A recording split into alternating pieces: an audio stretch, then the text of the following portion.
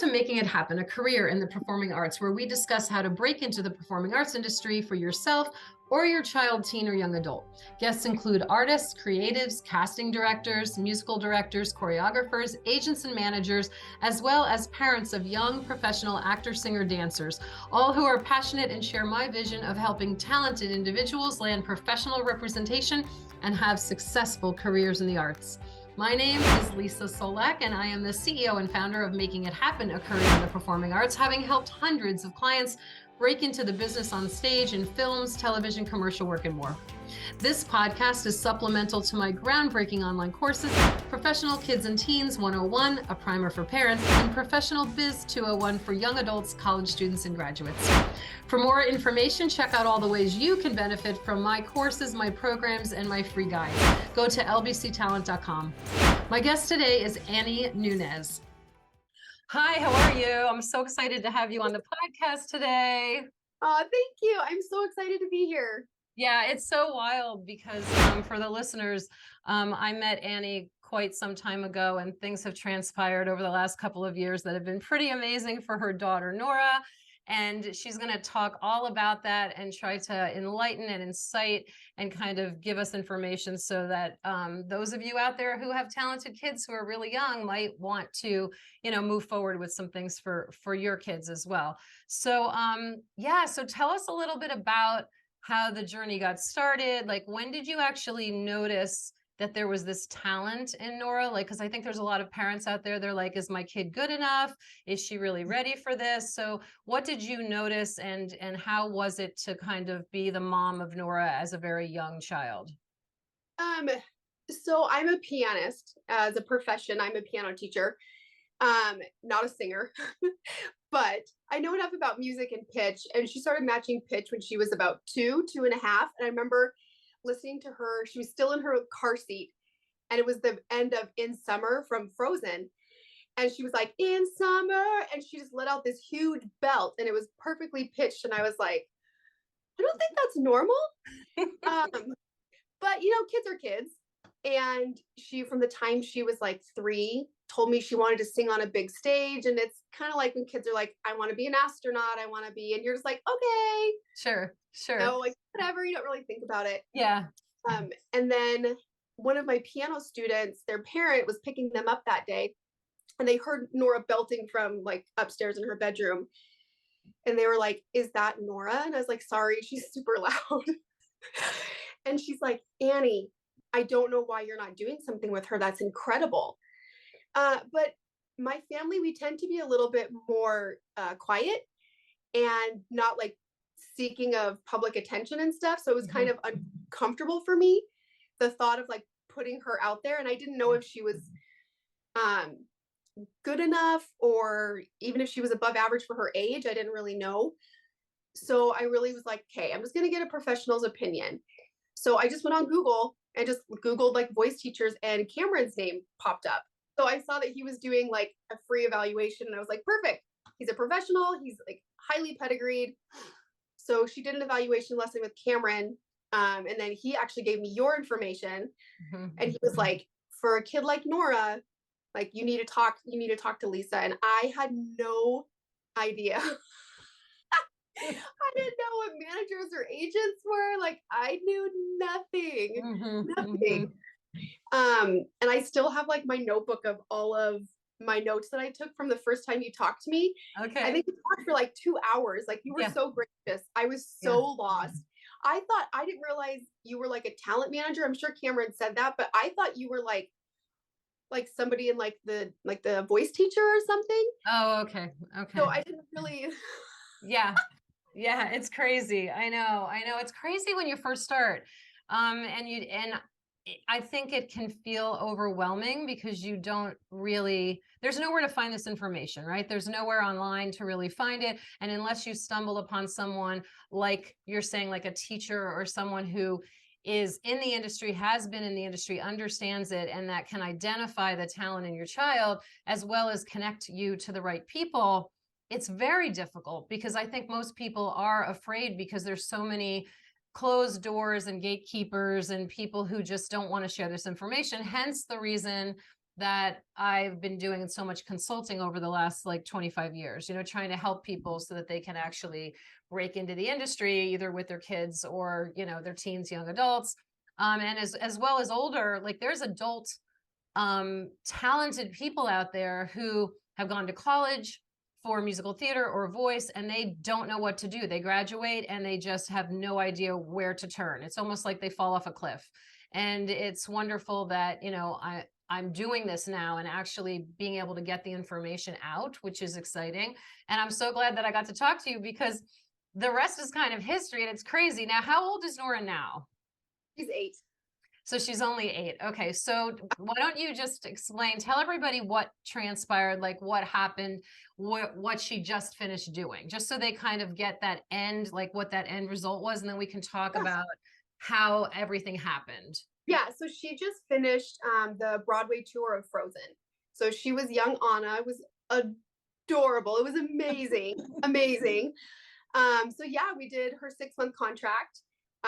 We're offered an extension, but I have a son that had a medical issue that came up while we were on tour. So as much as I would have loved extending, because really Disney is wonderful to work for, it was just not the right time for our family. Yeah, it was incredible experience for her to be on a Broadway tour with that caliber of people around her. It was amazing. Like I sometimes still think it was a dream. I think it was just so lovely. Right. Yeah, it's crazy really when you have a child that's so talented or a teen that's talented, and they're limited as far as what you can expose them to. And then when something like that happens, or even the instruction you get is with a higher level instructor, the floodgates open and there's so much other opportunity out there. I'm sure there's going to be more, like once you get a credit like that, you know, there's going to be a lot more in her future and a lot more time that you can, you know, hopefully she'll end up on Broadway. That would be amazing. Yeah, I know. Like she is so young and she's really tiny for her age. So there's really not a lot out there for her age and for her size specifically. But I just figure we'll just take the auditions that come, and if ones come, great. If not, then she's a normal kid, and that's fine too. Yeah, which is wonderful to have that attitude, because not everybody does. And I think for everybody listening, you really can't be a crazy stage mother. Like you literally have to be grounded yourself, and your family has to be intact, and you have to really kind of know that there's going to be opportunities and then there's not going to be opportunities, and it's not all about putting all your eggs in one basket. And you know, if you can live in that space of just nurturing the talent and keeping the child a child and giving her all of the things kids need to be healthy and, you know, and develop appropriately, then it's a win, you know. And then they can survive the industry. You know, they say that kids don't survive, but honestly, there are probably hundreds of thousands of kids who did it as children, and that opened the door and gave them much more opportunity to, as adults, move into the career path that they're meant to be in.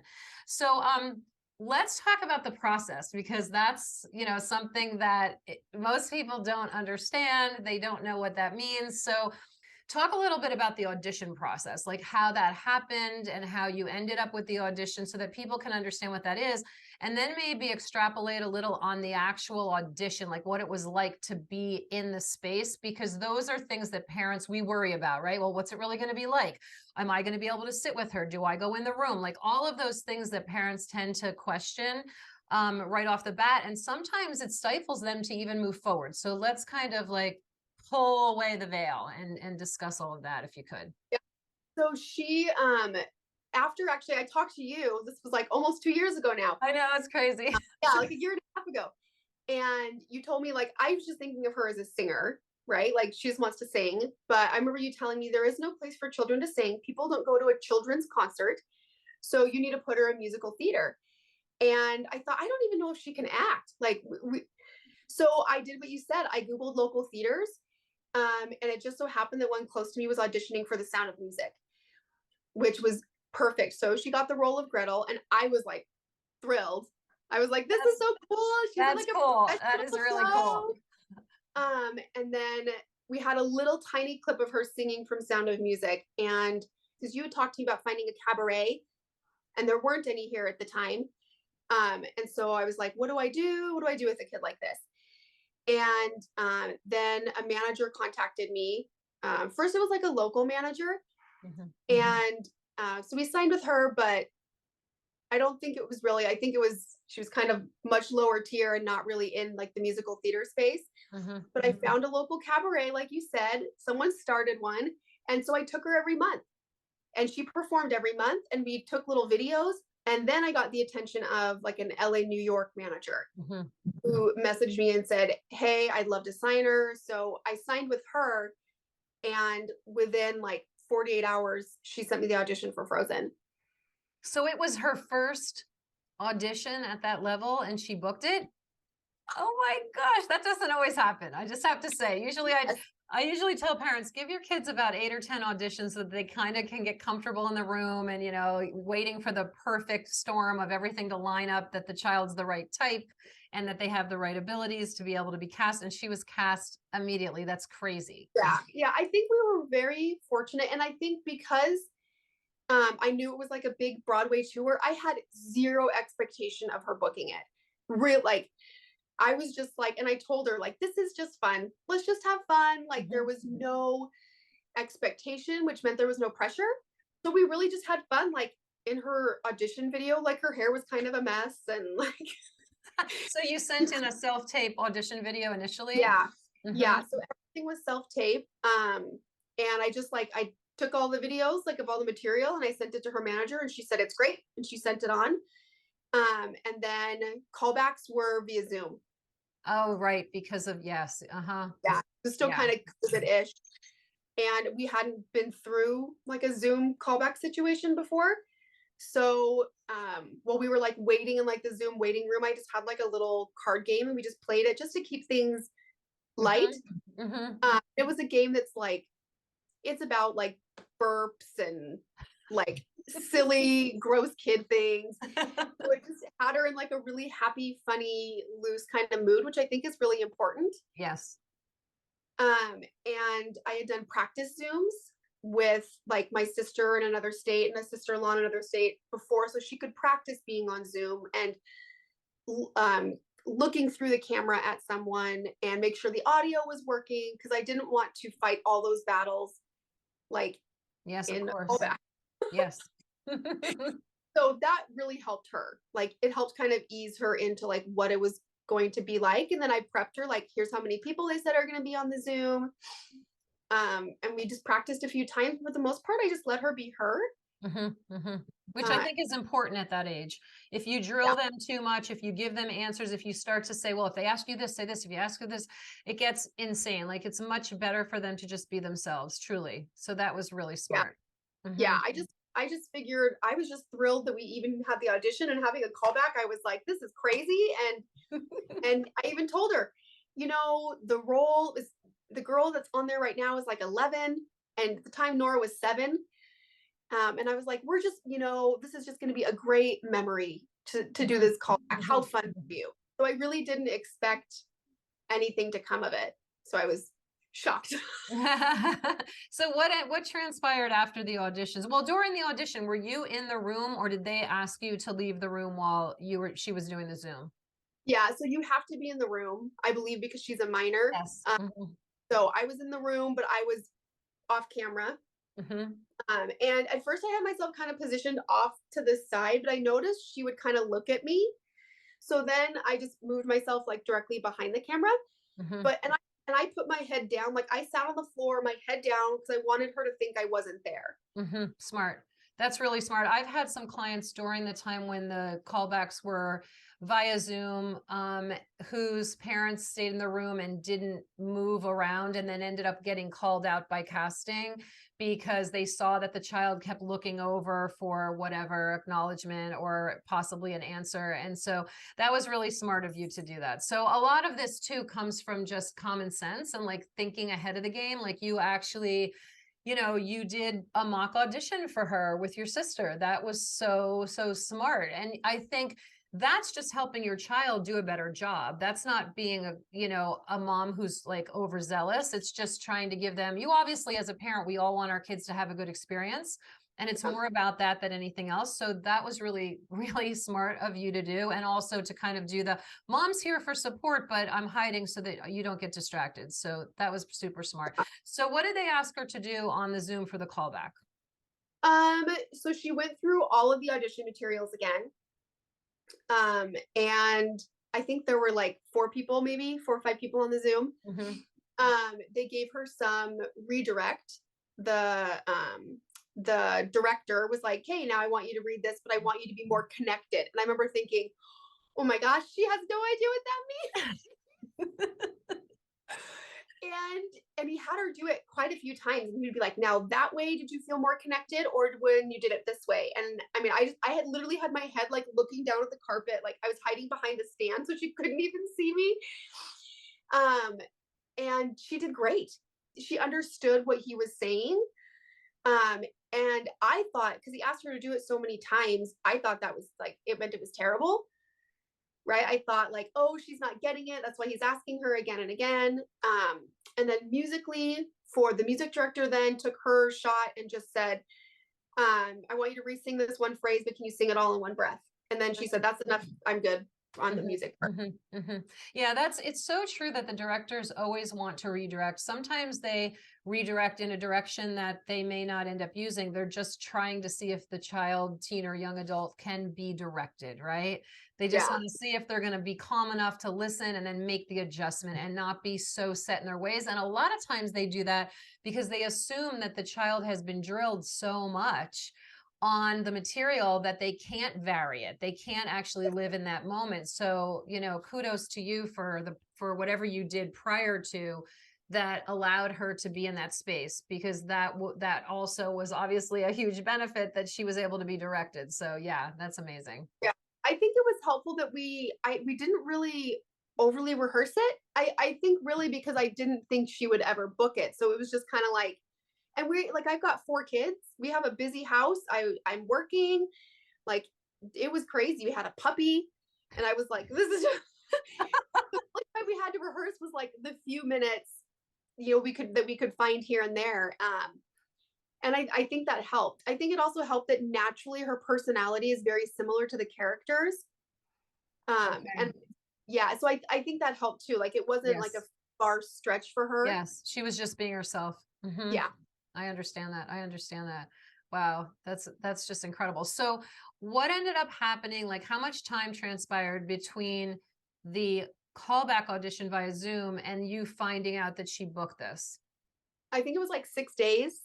I think our callback was on a Saturday, and that Friday, our manager had texted me and said, hey, do you have a plan in place for what to do with your family if she books this? And I was like, sure. We'll work it out. Yeah, whatever. And then she was like, hey, I'm going to call you later today. And I was actually at school with Norah, like having lunch with her, and I was waiting for her to come in the lunchroom. And then that's when our manager called and said she booked it. And I was like, what? She booked it? And then, so from that date, it was like 2 weeks till we had to be on tour. So it was fast. It's usually that fast with children.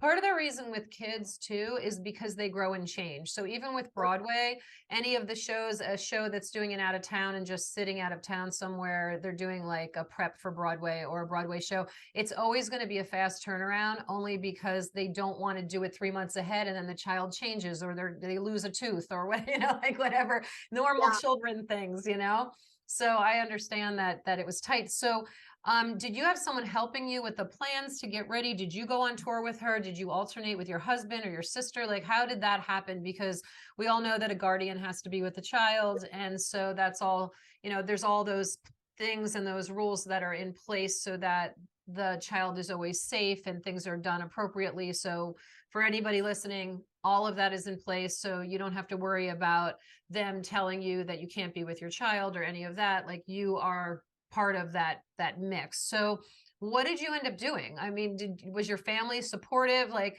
what did you do with your other children? I think everyone would really like to know that. Yeah, it was pretty crazy.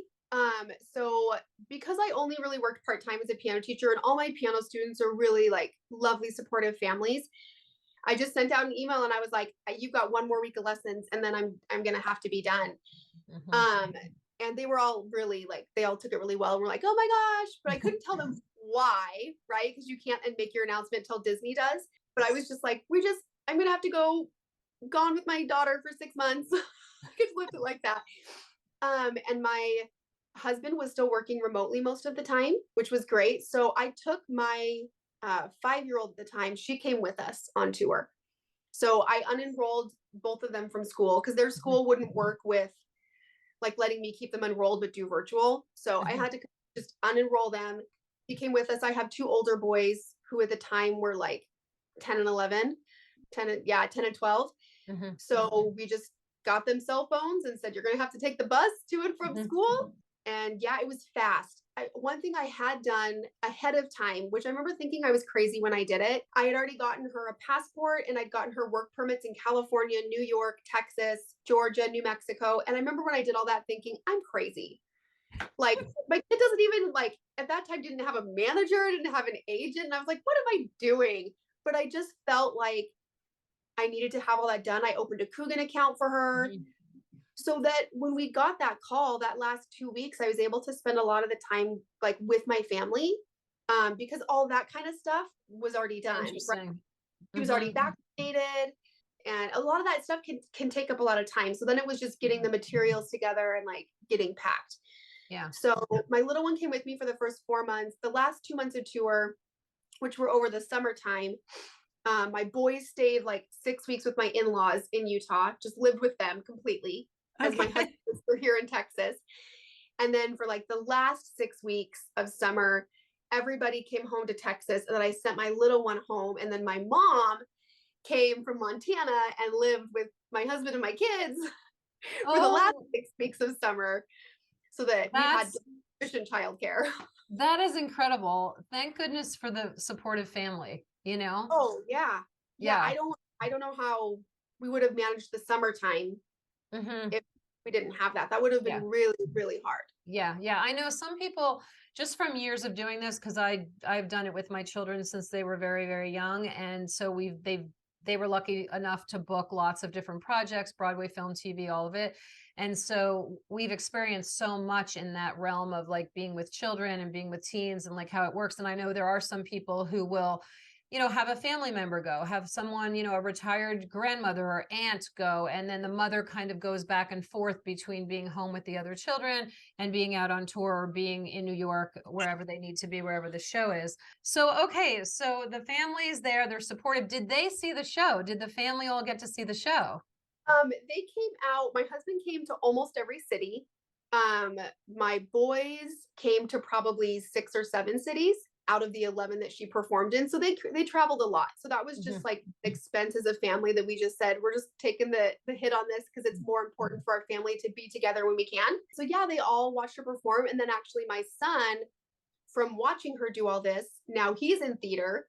Nice. Which is kind of crazy. Like he's like an athlete and I never in a million years thought he'd be interested in theater, but he loves it now.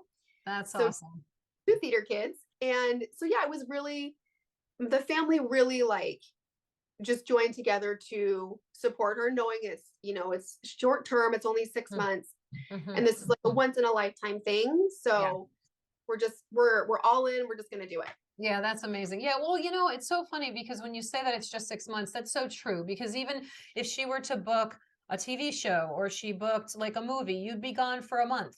You'd be gone for 3 weeks. Or if she had a small part, maybe even less than that. Do you know what I mean? Or the movie's filming for 3 months and you only have to go for 1 week here and 1 week there. So it's really very doable. I think people think, oh my gosh, my life is going to be thrown into disarray. And it really is doable. Yes, there's the paperwork. Yes, there's the logistics. Yes, there's all of that. But at the highest level of the industry, they're so organized. Like you mentioned, it was so great working with Disney, and it's so true. And they will help you every step of the way. And they will make sure that, you did everything correctly and all the I's are dotted and the T's are crossed and all of that. And it seems like you also are very organized. It seems like a very organized person. So, that certainly helps. Let's talk about the first time you walked into rehearsal. Where was rehearsal? How did that go? How was that for you as a parent? How was it for her? Like, kind of give everybody a sense of what rehearsal was like. So for like when she had done her local Sound of Music show, I was the child wrangler. And I sat, even as a parent, I sat through every rehearsal. And then I was a child wrangler for performances. But once we got on tour, you drop them off at the theater, bye-bye. You're not allowed backstage. You're not allowed anywhere in theater. Very different from TV film. Yeah. So we were really, really blessed that one of the other girls that was already on Frozen and was continuing her contract, Norah actually knew. She had done an art camp with her the summer before. Just by like the crazy. They had like when Norah got her call back and I was like, okay, well, let's see who's on Frozen. I was like, oh my gosh, that's the girl from art camp. Like what? So in Texas. So she was from Texas also. Yeah. That's insane. Crazy. What are the chances of that? Oh, so small. I already felt really comfortable because I had really liked this girl. She's older than Norah, but I remembered her being so kind and like motherly to her at art camp. So I already felt really comfortable, like bye-bye and leaving her to go backstage and just be gone. Let's take a second and talk about a Wrangler. Like we know what a Wrangler is. I teach what a Wrangler is, but you mentioned the name Wrangler and it's a funny word that they use. Everybody always laughs. You know, when I'm teaching the course and doing the webinar and all the things that I do, when I do it in person, people crack up. They're like, really? A Wrangler? Yeah. Wrangling the children? Are you serious? So yeah, why don't you kind of give us a little bit, because you actually were one, that's very exciting, and just talk about what that is. Yeah, so the Wrangler, basically their job is to be within eyeshot and earshot of the children at all times. You also make sure that like you get them to the stage when they need to be there, like in the wings in the proper place. That when I did it, I had to make sure they had props, but for Frozen they have their own prop people, so the Wrangler doesn't mess with that or touch that. And then you keep them quiet and entertained and safe backstage. So for Frozen, their Wrangler for part of the tour was also their teacher. A lot of times that's the case. Yeah. And then when summer came, the teacher left because she no longer needed to teach. And then she went to another production. She went to MJ. So a child Wrangler we had previously when we were in California and had to have two Wranglers, she came for the summer to be the Wrangler. And now she's actually on tour as somebody's guardian because that happens a lot. There. Yeah. That happens a lot. Yes. Okay. So now you're in rehearsals, or she's in rehearsals. You are not in rehearsals. Frozen. You are not there. So how did that go? Like, what did you do during that time? How did you keep yourself busy? Did you have to be there for her during breaks? Like, kind of go into that and how that was for you. Yeah. So the rehearsal process. So when we join tour, you join and you do rehearsals on tour essentially, right? So you just join wherever the tour is at and you have 3 weeks of rehearsal. And their schedule is kind of wonky because the company also has performances at night, right? And they have put in rehearsals during the days or fight call or lift call or whatever. So the schedule is kind of all over the place between school and rehearsal those first 3 weeks. So I basically was just there to drop off and pick up. And sometimes they'd be like, hey, we're going to be done with rehearsal in like 20 minutes. And, your hotel might be 20 minutes away. So you just have to be ready to just like go get them. But I had my little one with me. So I did like kindergarten homeschooling for her during when Norah was at the theater. And then I became really close with the other tour moms. So we got to know each other a lot during those like rehearsal weeks. Yes, which is that's a good thing. Oh, and I could not have asked for better moms to be on tour with. We would sometimes they would bring Norah home from the theater so I could put my little one to bed earlier. Like it became like a very strong family. And I've since learned from other theater moms that's not always everyone's experience. Yes. But we were very, very blessed. Like we all just genuinely love each other and love each other's kids. And so that was it was like having a little family. So it wasn't so isolating. Nice. Yeah. And I think that support is really great because a lot of times, I don't know what the experience was for you in regard to this, but sometimes even once the kids go into the show, they're getting other auditions. Sometimes the agents, managers are sending other auditions that they have to do self-tapes for. So it kind of can get a little bit busy. I know when I was on tour with my youngest son, when we went away to Canada, because he was involved in Wintuck. He was in the world premiere of Wintuck, which is Cirque du Soleil's show. So we went up there for a number of months to do they were creating the show. They call it like working on the creation. But when we were up there, I was still running my businesses. So at the time I had a very large performing arts school with two locations. So I was like running that from my computer and doing the same thing, like running back and forth between, you know, same thing. They're at rehearsal. You're expecting them to be at rehearsal for 6 hours and then do 3 hours of school or whatever it is. And certainly we could talk about that too. There's a requirement that the kids do a certain amount of hours of school. And yeah, and sometimes they would call and they'd be like, we're done. So you really had to have that flexibility. Whoever that person was that's with the child definitely has to have that flexibility. Yeah. They can't be locked into, yes, I'm working virtually, but I have to work for these 7 hours and I can't be disrupted. Like that would not work.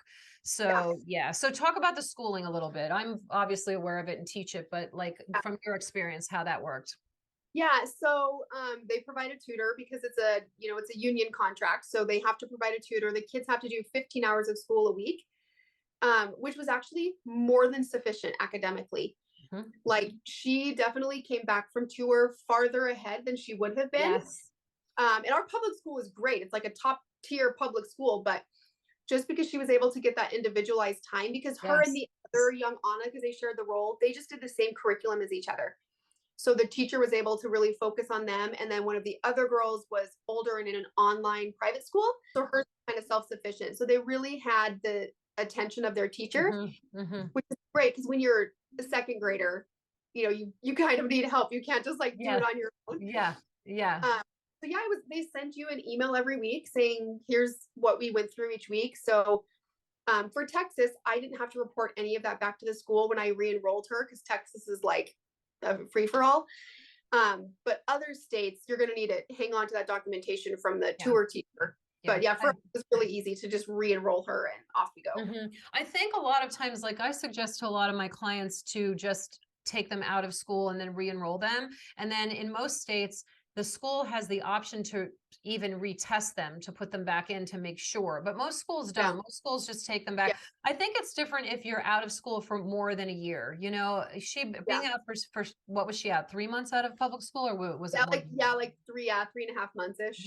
Yeah. And a lot of times you can get the information from the school as to what the curriculum is for that grade level. And that also, that information is usually online as well. And so you can like look that up and then you can give that to the tutors and make sure that she's doing the right material so that she's not working on subject matter that maybe is not going to be taught until the following year. And then she's missing something. That's exactly what I did. So my mom happens to be a teacher.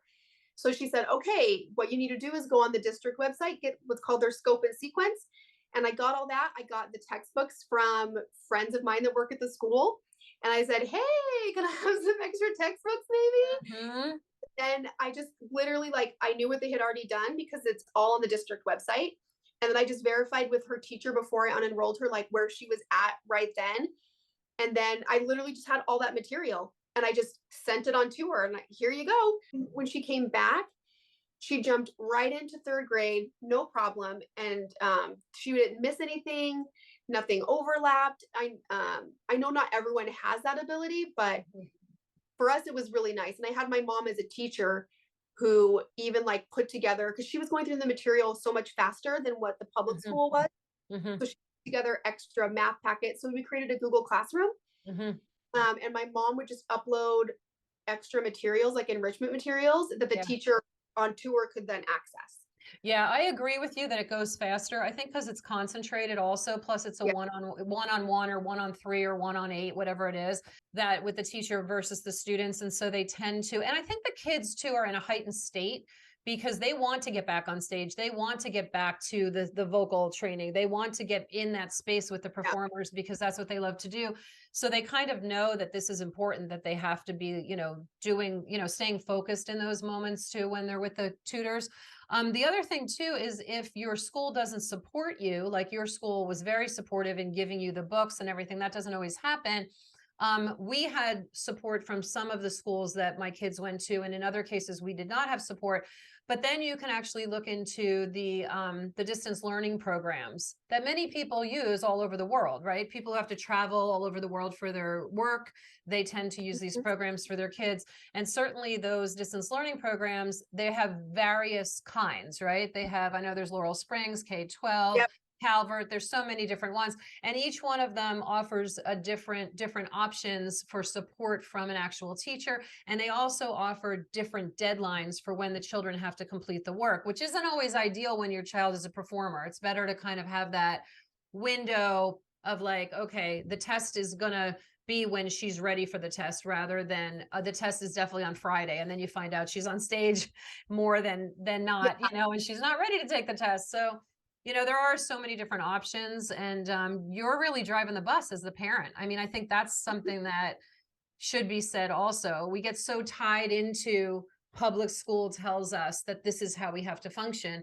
And when you go into this space with your child, you find out that it doesn't exactly have to be that way, that you can move through the process at your child's speed or at your speed, and what's necessary for her to be able to be a professional child actor, singer, dancer, and still have the education that is appropriate for where she is. And I find too that a lot of my clients' kids will end up ahead of their peers when they go back to school. Yeah, it's definitely a thing. So talk about now rehearsals for her. How long did she rehearse? You mentioned that, obviously she's in there doing her own thing. Was she comfortable with things? Did you have to support her outside of the room, helping her memorize the music, helping her memorize the sides? Like, how was that? And then also talk about her first time on stage in the show. Okay, so rehearsals was 3 weeks, and the only thing I really had to help her with would be the choreography. So their dance captain was super strict, and he made them go home and write out all of the choreography for all the blocking for all their numbers. And she had like these like burns on her hand that she'd gotten from like being in a really dry climate, like, and her skin was like cracked and bleeding. And I was like, can I just write it for her? And he was like, no. I was like, oh, okay. Oh no. It was really like very serious.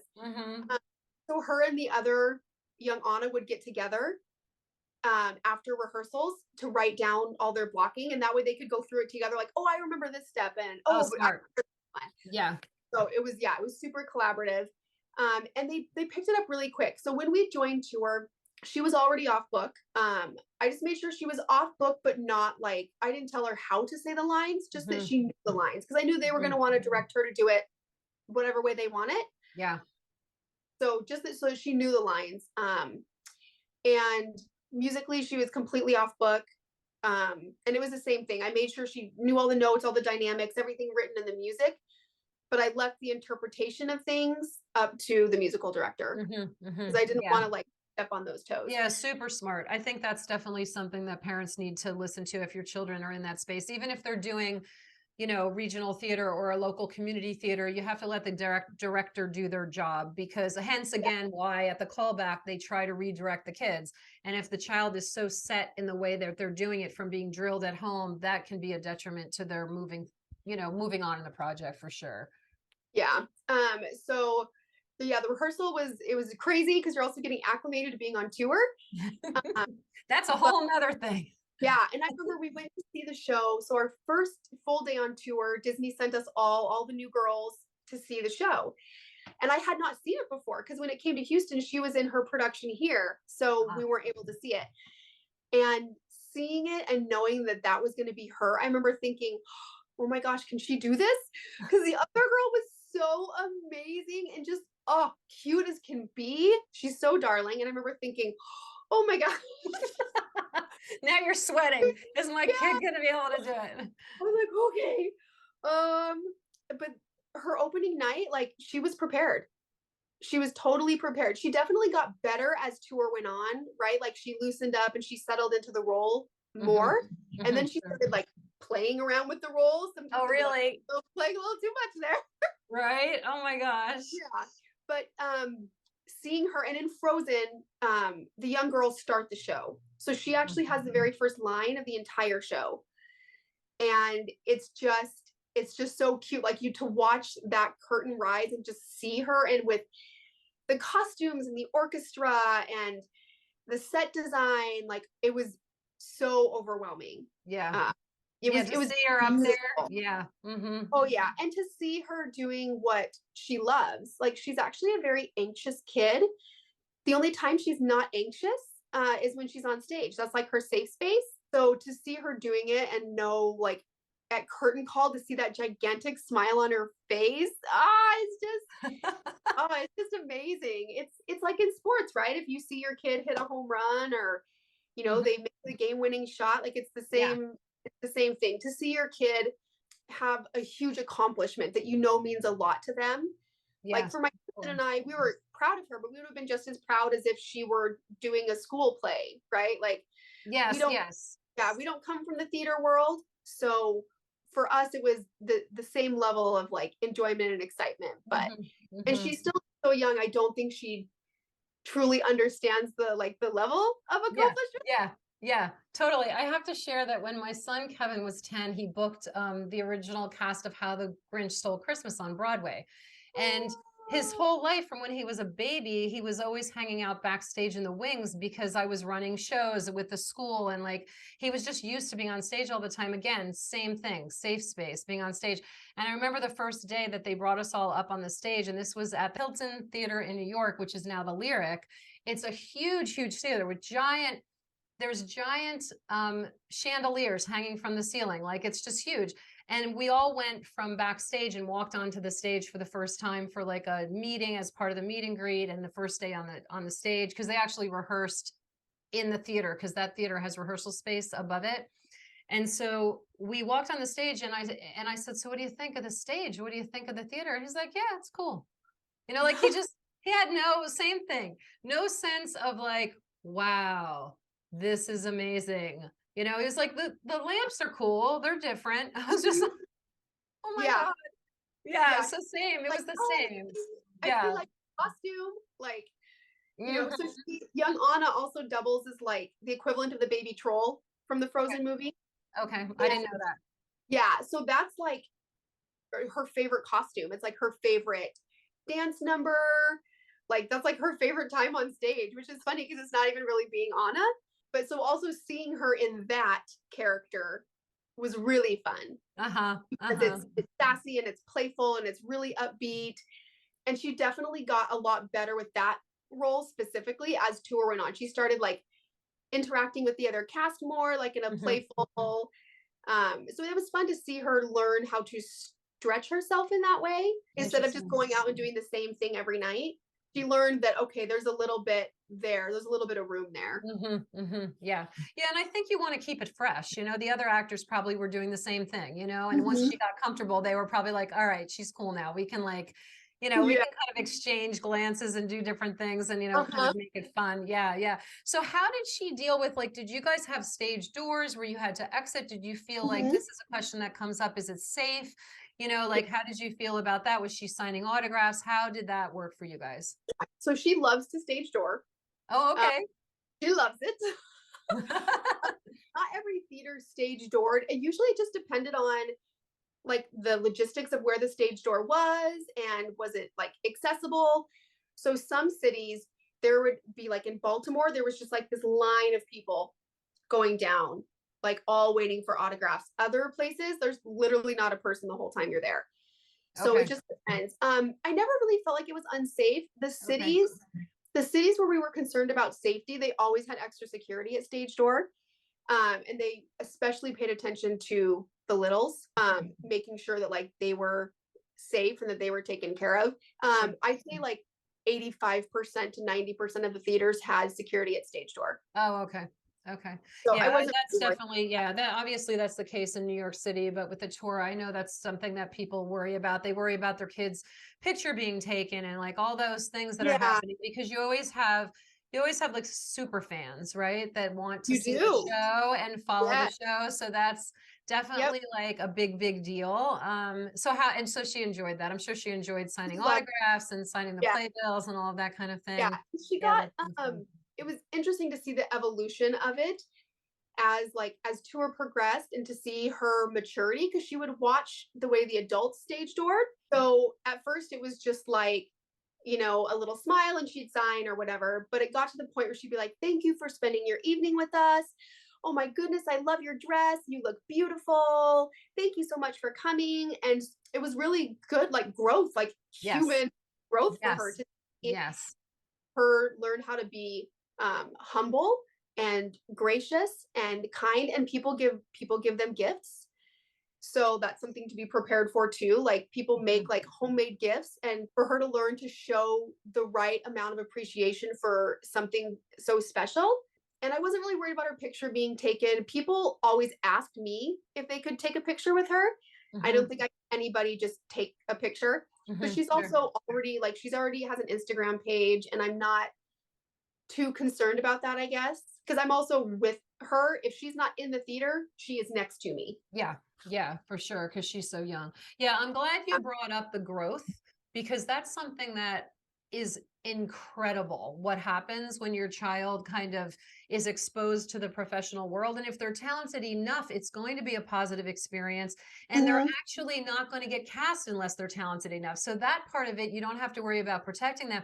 And once they get into that space where they're working with top of the industry individuals, it's all a positive. I mean, they are literally, people will say, oh my gosh, you know, my child is being asked to live in an adult world. Well, yes, but the adults in that world also do understand that they're children. So Yeah. there is that piece of it too. And it's such a positive, like what you just described about her saying, oh, thank you so much for coming. And I love your dress or whatever, and giving compliments to those people and making them feel good.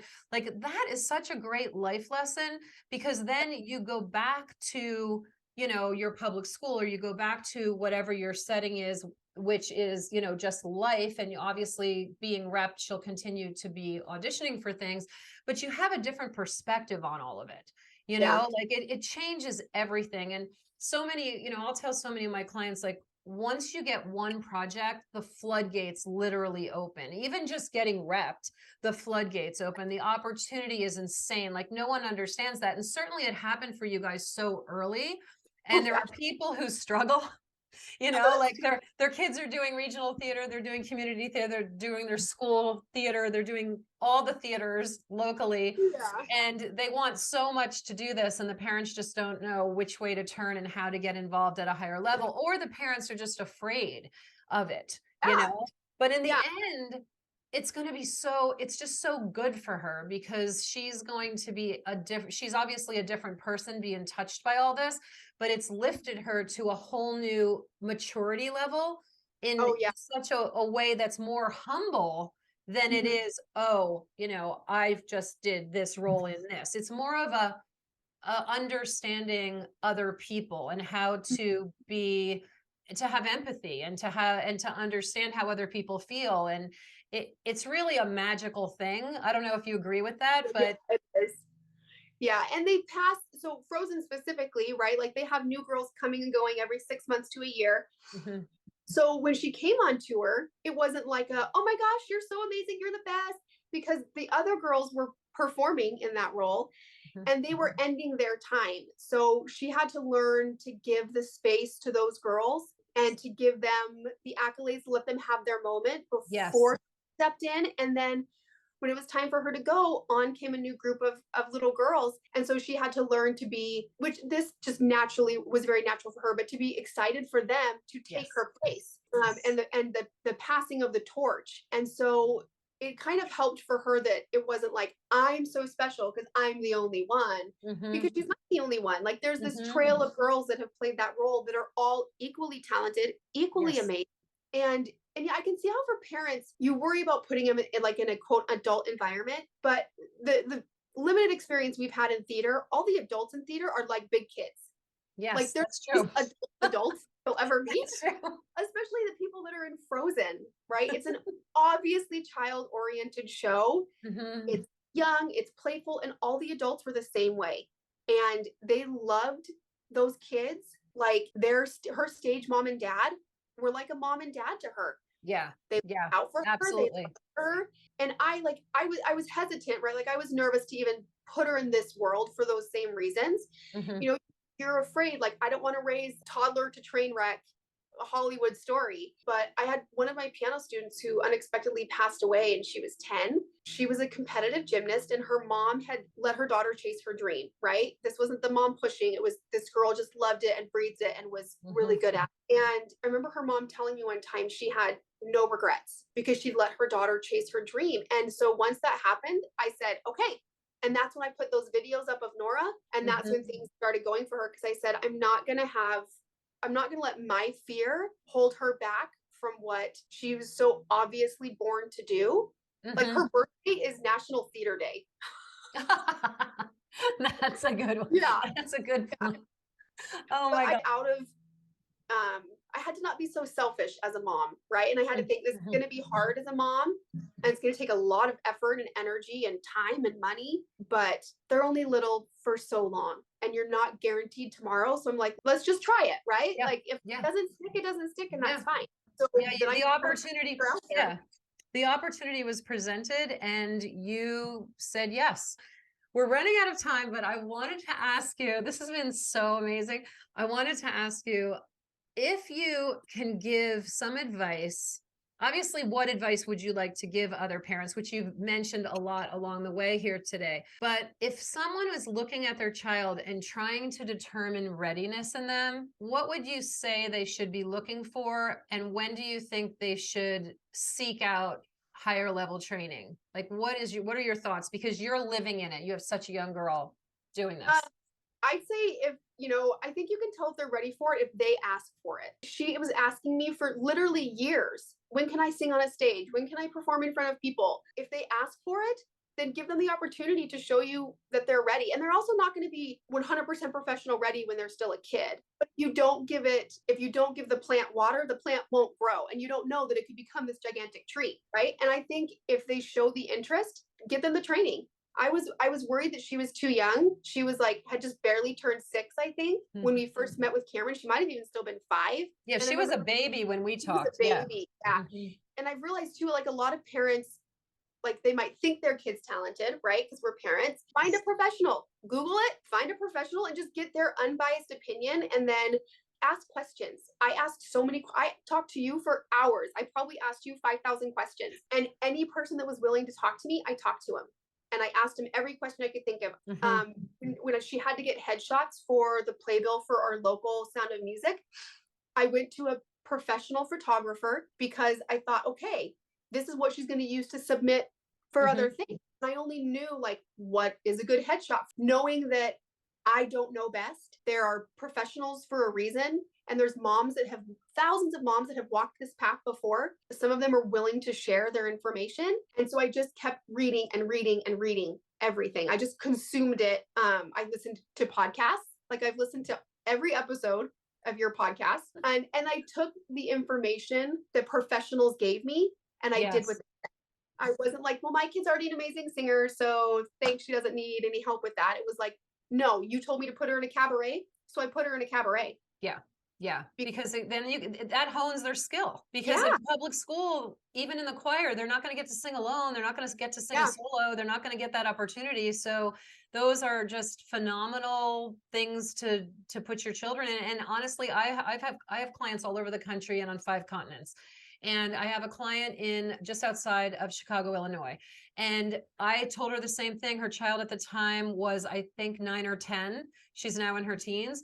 Or if you can't find the cabaret, create the cabaret. You be the mom who calls up the place and puts out the APB for other kids who can sing, and make it all work, to give the kids those opportunities. And there's definitely, there's ways you can do it. And you obviously did all the right things for Norah. So what's in the future? What are you looking for? What's going on now? Is she auditioning? Anything you can share? So she had a call back in New York a couple weeks ago. She didn't book it, but it was her first in person in the room call back. Oh, nice. So you were in New York. And so you were in New York, which was fun. And it was a good learning experience for her because she was nervous because she hadn't done an in the room callback. It's a whole different thing. Yeah. And I was glad she didn't book it because she also needs to learn to not always have success. Yes. She happened to be successful with Frozen right out the gate, which was amazing, but that's not the normal path. And so I wanted I was glad she got to experience the rejection, Yeah. because that's an important part of the growth. And to see how she took it, like take it and then like, okay, now I know if I want to audition for that same thing next time, now I know what they're looking for and now I'm going to work for that. Nora's like, I'll be back, Mom. I'm all, oh, okay. Did she? I love that. Well, that's the confidence that she has to do what she's doing. And she knew it at a very young age. And thank goodness she had a mom like you who was willing to, do all the exploration and do all the things that was necessary to get her where she's going. I'm sure she's going to do amazing things in the future. I'm sure you're going to have a lot more moments that take your breath away watching her on more stages. If she doesn't, then she doesn't, right? If she loses interest, then that's fine too. And she'll do whatever she wants to do. But as a mom, I have no regrets, which is really nice as a parent to be able to be like, I didn't hold them back because of my own fear. I was uncomfortable. I let her go for it. And I learned and I read and researched from professionals and I did what they said. Right? Like, I wasn't like, I think she looks cute in this outfit with 5 bows in her hair.